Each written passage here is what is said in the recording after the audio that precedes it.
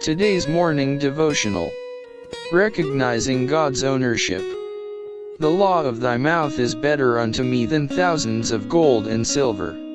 Psalm chapter 119 verse 72. The psalmist's words, "The law of thy mouth is better unto me than thousands of gold and silver," state that which is true from other than a religious point of view.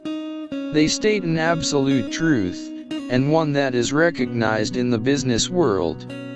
Even in this age of passion for money-getting, when competition is so sharp, and methods are so unscrupulous, it is still widely acknowledged that, for a young man starting in life, integrity, diligence, temperance, purity, and thrift constitute a better capital than any amount of mere money. That which lies at the foundation of business integrity and of true success is the recognition of God's ownership. The Creator of all things, He is the original proprietor. We are His stewards. All that we have is a trust from Him, to be used according to His direction. This is an obligation that rests upon every human being. It has to do with the whole sphere of human activity. Whether we recognize it or not, we are stewards, supplied from God with talents and facilities, and placed in the world to do a work appointed by Him. To every man is given his work, Mark chapter 13 verse 34, the work for which his capabilities adapt him, the work which will result in greatest good to himself and to his fellow men, and in greatest honor to God. Thus our business or calling is a part of God's great plan, and, so long as it is conducted in accordance with His will, He Himself is responsible for the results. Laborers together with God, 1 Corinthians chapter 3 verse 9, our part is faithful compliance with His directions.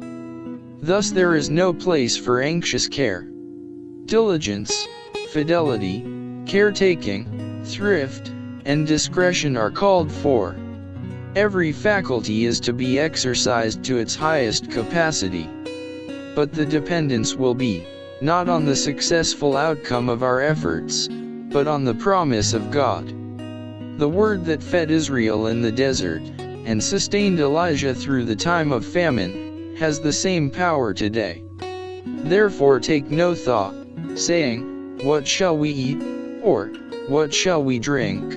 or, "Wherewithal shall we be clothed?" Matthew chapter 6 verse 31. He who gives men power to get wealth has with the gift bound up an obligation. Of all that we acquire He claims a specified portion. The tithe is the Lord's. Bring yet all the tithes into the storehouse, Malachi chapter 3 verse 10, is God's command. No appeal is made to gratitude or to generosity. This is a matter of simple honesty. The tithe is the Lord's, and He bids us return to Him that which is His own. It is required in stewards,